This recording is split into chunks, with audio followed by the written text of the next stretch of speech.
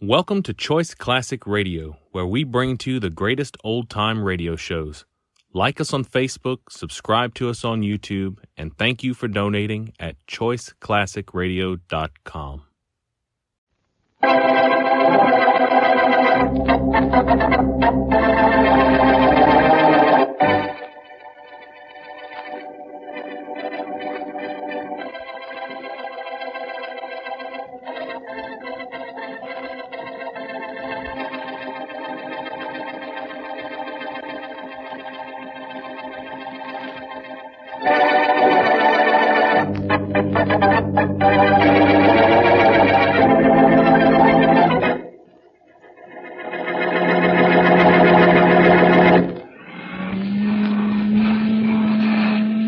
I should think you would have done that cleaning while I was away, Sarah. I'm sorry, Mrs. Trilling. Chances are you were out somewhere for the entire 5 days instead of taking care of your duties. You told me I could take some time off. Looks to me like you didn't spend any time on. But, ma'am, This place hasn't been dusted since I left. Well, I would have dusted today. I didn't expect you back until tomorrow. Obviously. Would you mind just moving a little, Mrs. Trilling? I'd like to clean the part of the rug that you're standing on. Is it all right if I stay in my own apartment? I didn't mean that, ma'am. I just want... I'll answer it. I'll get it myself. You'd better keep on with that vacuum. I'll answer the door, Mrs. I Trilling. said I would go. No, you can't. You mustn't. I what? You mustn't answer the door. I'll go myself. You stay here. Sarah, you stop pushing me. You ma'am. take your hands off me. What's got into you? Don't answer the door, Mrs. Trilling. You've lost your mind, Sarah. I'll attend to you when I get back. Mrs. Trilling, I'm warning you. Don't answer that door.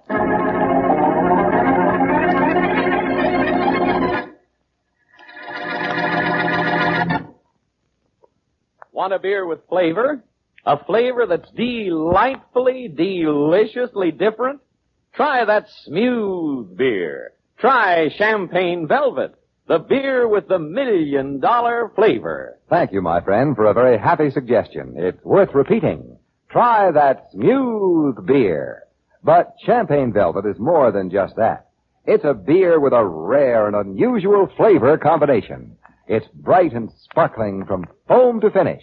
It's light and lively with a clear, clean taste that makes you sure it's pure. And best of all, it has the rich, robust, and full-bodied flavor that stamps it as a beer of real premium quality. Premium quality that costs you no premium in price. Light and lively, bright and sparkling, yet just as smooth. What a flavor combination. And you're sure it's pure. And now on to Dick Calmer as Boston Blackie. Enemy to those who make him an enemy. Friend to those who have no friend.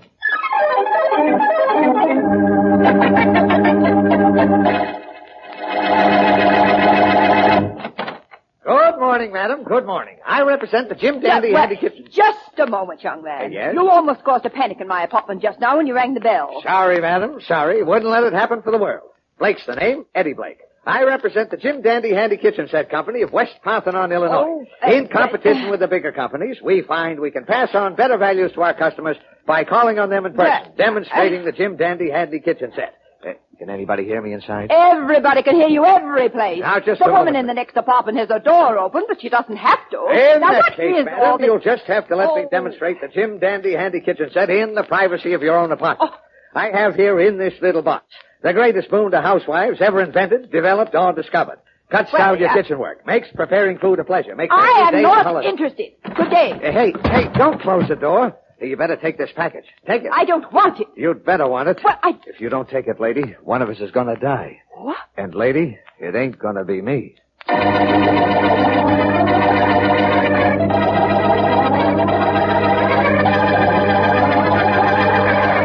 Yeah, hold on, Williams. We'll find out. Right. All the noise going on here, you'd think the cops and reporters never been on a murder case before. Yeah, just hold the phone. Right. Faraday. Inspector Faraday. What do you want? I got the city desk on the wire. What do I care? They want to know whether you got any idea who killed the girl. If you newspaper guys don't stop pestering me, I'll clean the whole lot of you out of this apartment. Thank you. Williams. Yeah? Faraday says no, he's got no idea. Okay, then give me what you got. Right. Body was found in a bedroom. Huh? Apartment belongs to a Mrs. George Trilling, a widow. Huh? With dough. Who was killed? Yeah, the maid. The name was Sarah. Wait a minute, let me see. I wrote it down here. Sarah Jeffries. Uh-huh. Age about 34, not pretty, brown hair. Beautiful blonde maid, staying in a lavish apartment. That it? Well, it ain't it, but I know that's what it's going to be. I got an idea that the maid was killed by mistake. Go ahead, let's have it. She was found in the bedroom. She wasn't wearing a maid's uniform or anything. Uh-huh. Somebody maybe wanted to knock off Mrs. Trilling. Where was Mrs. Trilling? Oh, out shopping somewhere. Is Boston Blackie working on the case? Yeah, wait a minute. Hey, Faraday. What do you want? Desk wants to know if Boston Blackie is working on this case. No, and he isn't going to be. Now get off that phone. Are you still there, Williams? I'm still here. Faraday says Blackie isn't on the case, but 5 will get you 10 that he will be on it as soon as he finds out about it.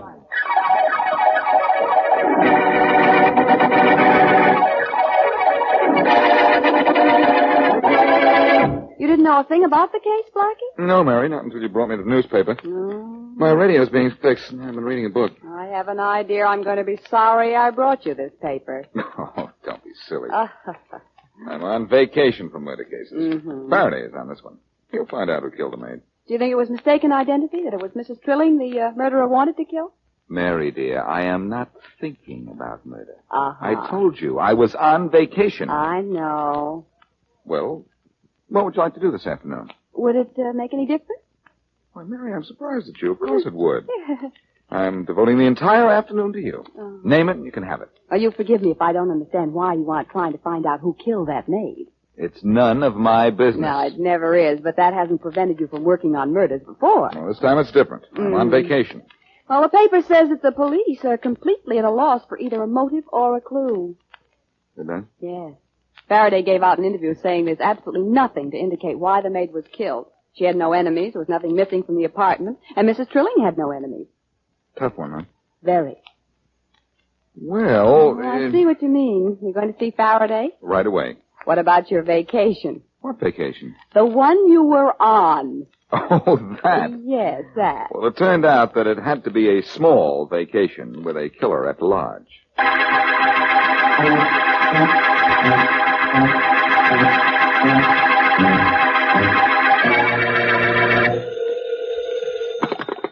Faraday, homicide. Hello, Inspector. Yeah? This is Mrs. Trilling. Oh, Mrs. Trilling. I've been phoning everywhere trying to get in touch with you. Where are you? Not where I said I'd be. Why not? You said you'd let me know where you were all the time. No, I can't. I don't dare. Hey, look, Mrs. Trilling. Someone killed your maid in an attempt to kill you. At least that's what it looks like. I know. That's why I'm afraid. Well, if you're afraid, and you should be, you gotta let me know where you are. Or let me give you some protection. No, I don't dare. But look. I don't want anyone to know where I am. Not anyone at all. Not even the police.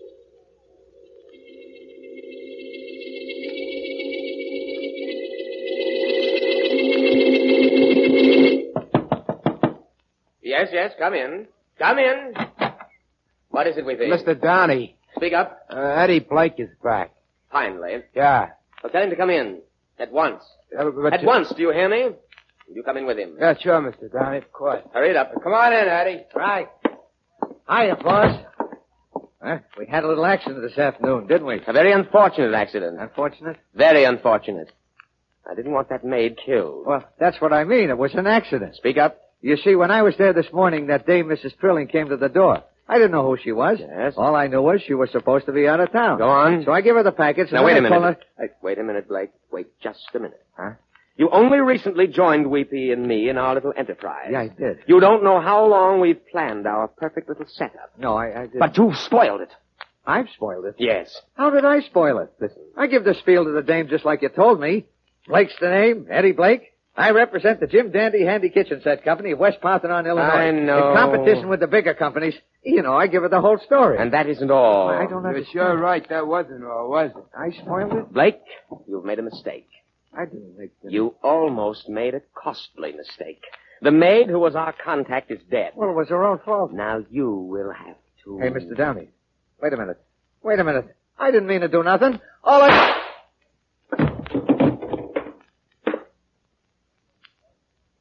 No, boss? Yes, Weepy? I think he's dead. I'm sure he is. Very sure. Oh, he was cute enough, boss. You know that? After he finds he makes a mistake giving the package to the woman instead of the maid, he goes back to the apartment, he brings back the stuff he made her take. Is that so? I got it inside. He shouldn't have killed the maid. Well, That's going to bring the police too close to us. how?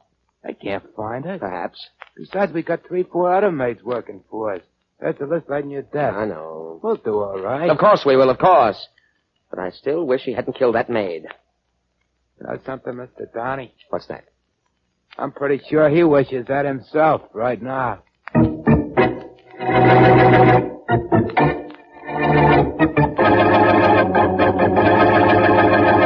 Blackie, I'm not going to lose my temper. I'm not going to tell you to get out of my office. But so help me, if you don't leave me alone, I'll throw you out. So help you, you'll throw me out. Okay, so I'll help you. I didn't say that. It was close enough. I know what you really meant, though, Faraday. Now listen to me. I just came from the apartment house where that maid was killed. Go on back. Maybe something will happen to you. You aren't that lucky. Are you going to listen to me? Yeah, go on, talk. I never heard a guy talk more in my life. It's a habit that I got into when I was young. Yeah.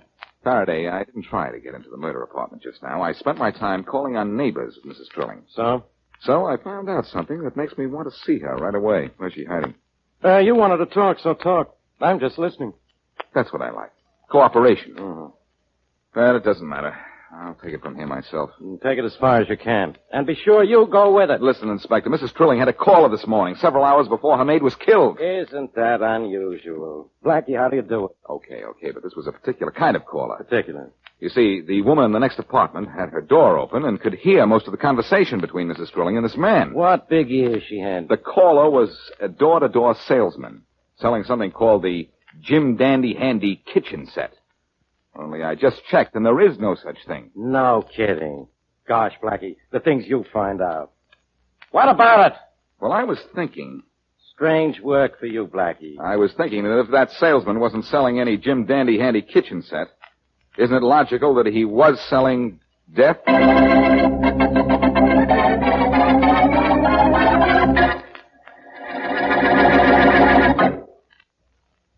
Premium quality, yes, sir.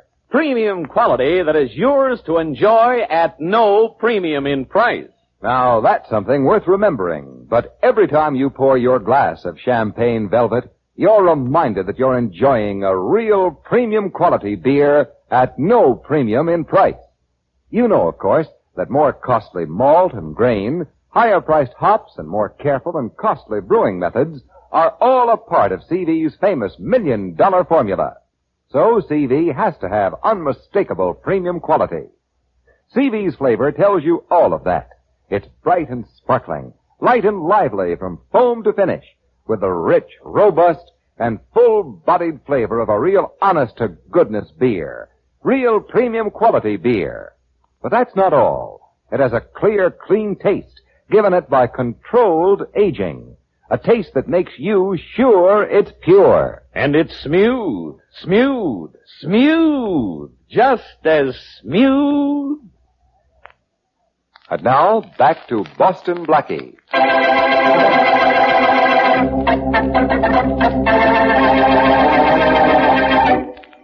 Though her maid Sarah warned her not to open her apartment door, Mrs. Trilling did so anyway, and was confronted by Eddie Blake, a door-to-door salesman who told her to accept a package from him or die.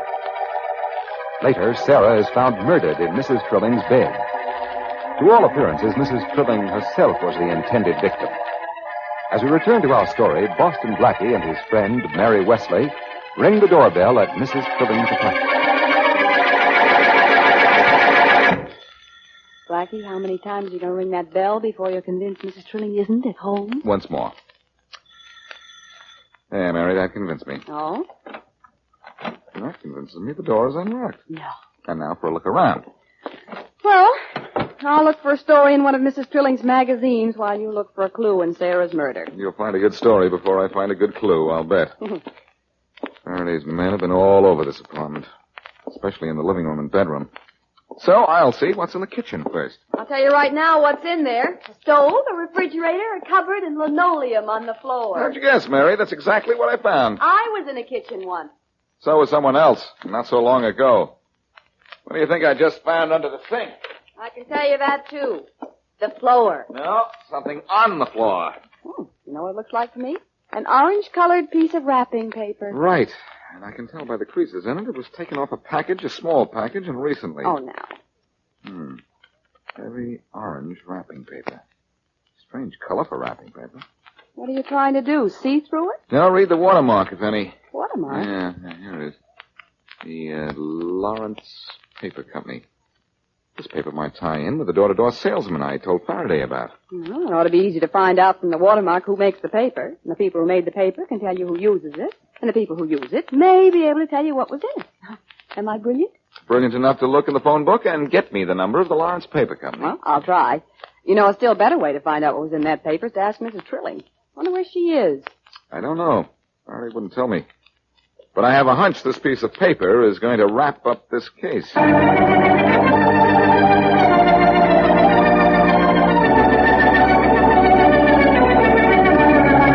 Sit down. Sit down, Mrs. Trilling. Thank you. You know why I'm here, of course. I might. Yeah, I guess But you might. suppose, just to be on the safe side, you tell me. I know what you're doing, Mr. Downing. It's You do? very clever, and I'd like to work with you. Oh, I see. Well, first let me ask you something. Yes? How did you find me? My maid told me about you before I killed her. You killed your maid? Yes, I had to, or she would have killed me. So. After I found out what was in that package your Mr. Blake gave me. You found it. Now, when do I start working with you? Right away, Mrs. Trilling. Oh, good. I actually believed Eddie Blake killed your maid. And because I admire your handiwork and to introduce you to the business, suppose I show you around the shop. I'd like that very much. This way, Mrs. Trilling. This way. All right. This door here leads to my workshop. Mm-hmm. You know, of course, that I'm the best in my business. The best. No. After you. Thank you. Are we going to see your workshop? Yes. And here's some of my work. Weepy. Weepy. You call me, Mr. Downing? Yes, Weepy. Come here. Mr. Come Downing. here. Mr. Downing, Hey, who's the dame? What happened to her? The woman is Mrs. Trilling. Mrs. And Trilling? I just knocked her out with my blackjack. What I want you to do is to take her out Oh, of I here. can't do anything right now, Mr. Listen Downing. to me. I Now, gotta you deliver do- that package to the maid at number 3 now that Eddie isn't with it. You'll make the delivery to number 3 later. Yeah, but I can't, Mr. Right Downing, now, I want you to take Mrs. Trilling out of here and finish the job that I started.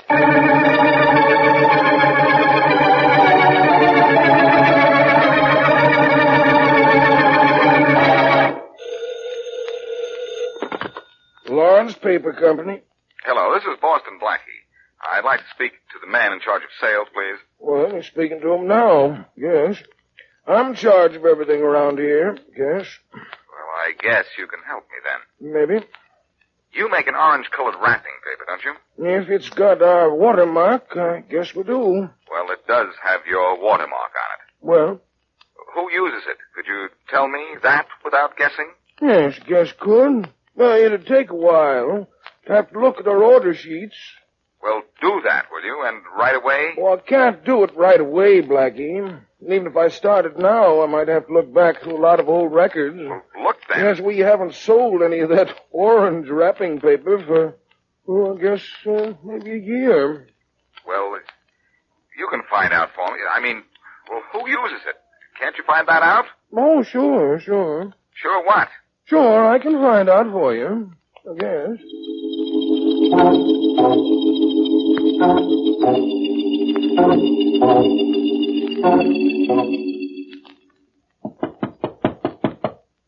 Come in. Well, Weepy, how did you make... Oh? Who are you? Doesn't matter. You, Mr. Denny? I am, sir. I am. I'd like to talk to you, Mr. Denny.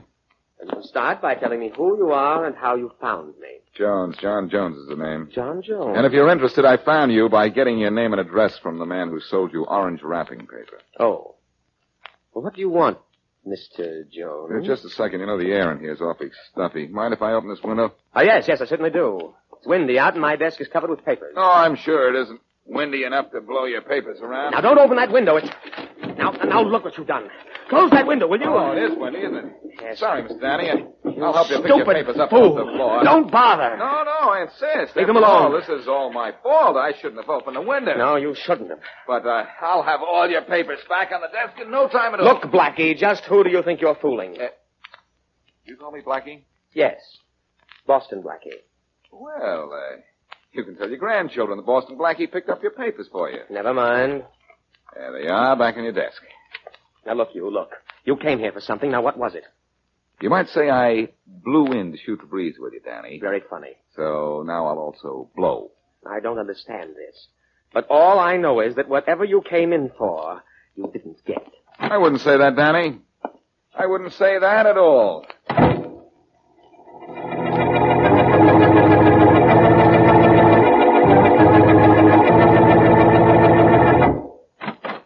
Hey, Mr. Downey. Oh, come in, Weepy, come in. About time you got back. We've got work to do. What, more work, Mr. Downey? Yes, much more. Don't you think I've done enough for one day? No. I finished off that Mrs. Trilling like you told me. That took a couple hours. After that, I made that delivery to number 3. Or I tried to. Tried to? That delivery had to be made today. The woman gets back to town tomorrow. I know that, but the maid at number 3 wouldn't take it. What'd you do? She said a guy was there already today with a sales talk, and he gave her a package and everything. What? Yeah, he gave her a package and everything. She didn't crack to him though, because when she opened it, there was nothing in it. I know who delivered that package. Boston Blackie. Blackie? Yes, he was here a while ago. And after he left, I couldn't find our list. He must have taken it with him, and he's trying to find out what we're doing by calling on the people listed. Gee. Blackie got nothing at number 3. Contact number 4 by phone, Weepy, right away. We'll have a surprise for Blackie when he gets there.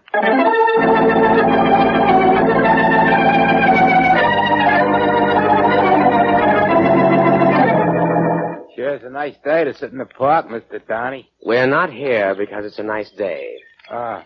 And if that maid at number 4 doesn't show up soon, it's going to turn out to be a bad day, Weepy. Hey, you think this is her coming down the sidewalk now? Well, it's about time. Yeah. About time.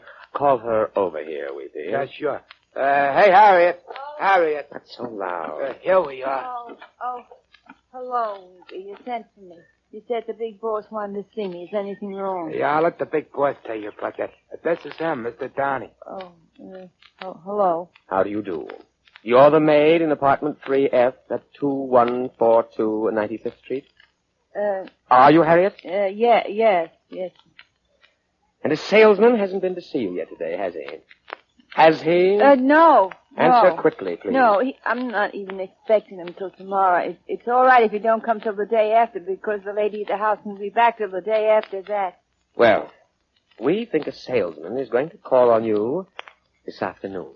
A phony, though, Harriet. Never mind, Weepy. Never mind. No, please. sure, Mr. Downey. I'll handle this. I'll handle this very well. And I want you to do what I tell you to when this salesman shows up, Harriet. Oh. You do what I tell you to do, and then we'll handle him.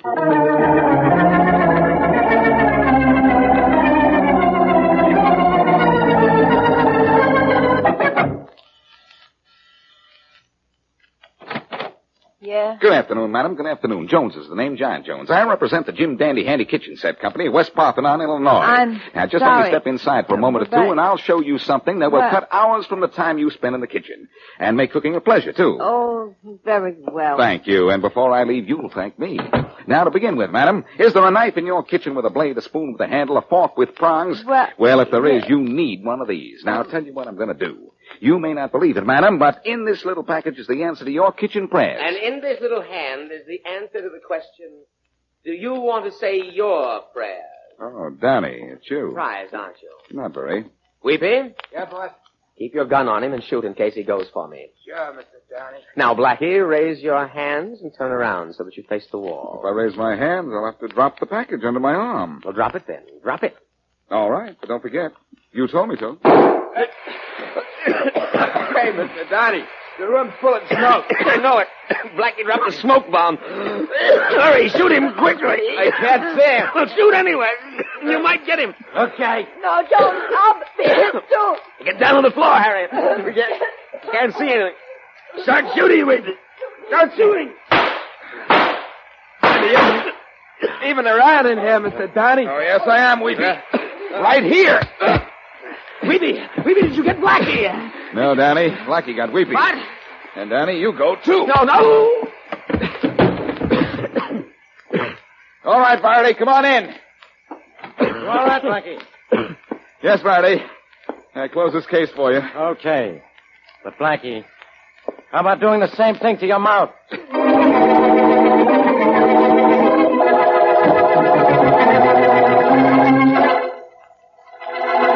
All right, madam. A genuine confession of murder I have here, an expose of a racket, the likes of which your fair eyes have never seen before. How much is it, sir? 1 dime, 1/10 of a dollar? It's only free, Mary. It's interesting. The racket was positively ingenious. It was stolen jewelry, wasn't it, Blackie? Yes, but it was stolen in a very clever way. Huh? The maid of the house was talked into stealing a valuable piece of the jewelry while her mistress was away. Uh-huh. Then she delivered it to Downey. Oh, I see. Then Downey would make a copy of the jewels, keep the originals, and send the copy back to the maid at her place of employment by a phony door-to-door salesman. Oh, I get it. It's pretty complicated. Well, that's that. Now, I know you brought the smoke bomb with you because you thought Downey and Weepy were waiting for you, but, Blackie, I thought you were on vacation. I was. I had a wonderful time. Wish you were there. And X marks the spot I put Downey and Weepy on.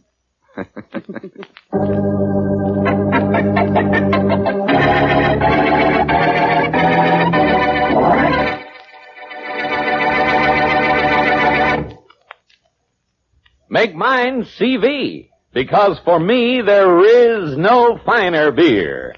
And it's just as smooth. Make mine CV. So many folks who know good beer when they taste it have said just that, time after time, that Champagne Velvet is not only the leading beer by far in its home state of Indiana, but it is preferred by particular people everywhere that it is sold. There's only one reason for that, and that is flavor. The bright, sparkling, light and lively flavor of a real premium quality beer.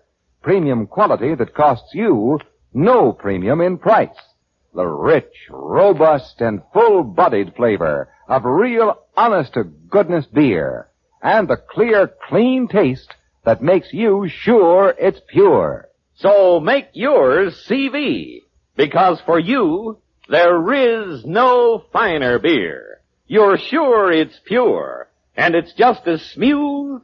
And now, here is a preview of what happens next week. Hello? Hello, Beverly. Oh, darling, hello. Where are you? In a drugstore downtown. I thought I'd call and see how you're feeling. A little better. Oh? Are you going to be home soon? No, not for a couple of hours yet. Oh. Now, look, I want you to take that medicine I got for you. It's 10 o'clock, and it's supposed to be taken at 10. Oh, darling, do I have to? Yes, you have to. You know how I hate to take medicine of any kind. Well, you want to feel better, don't you? Yes, of course. Then but... take the medicine you're supposed to, when you're supposed to. All right, darling, I will. In a little while. No, right now, sweetheart. While we're on the phone, so I'll know you're taking it. You don't trust me, do you? Not when it comes to taking medicine. Darling. Now, go get it. I'll wait. Oh, I don't have to get it. It's right here on the table beside me. Oh, that's good. I've been looking at it for an hour, trying to get up enough courage to take it by 10, as you said I should. Well, it won't taste as bad as you think. Oh. Now, pour it into a glass. About an inch from the bottom, and you drink it down. For your sake, darling. Just a minute. All right. You pour out a good dose of it? Yes, darling, a whole inch. That's a good girl. Now, drink it down. Here goes. Drink it. Oh. Did you drink it? Yes, Tom, it tastes awful. It's burning me. What is it? Poison, sweetheart. Deadly poison.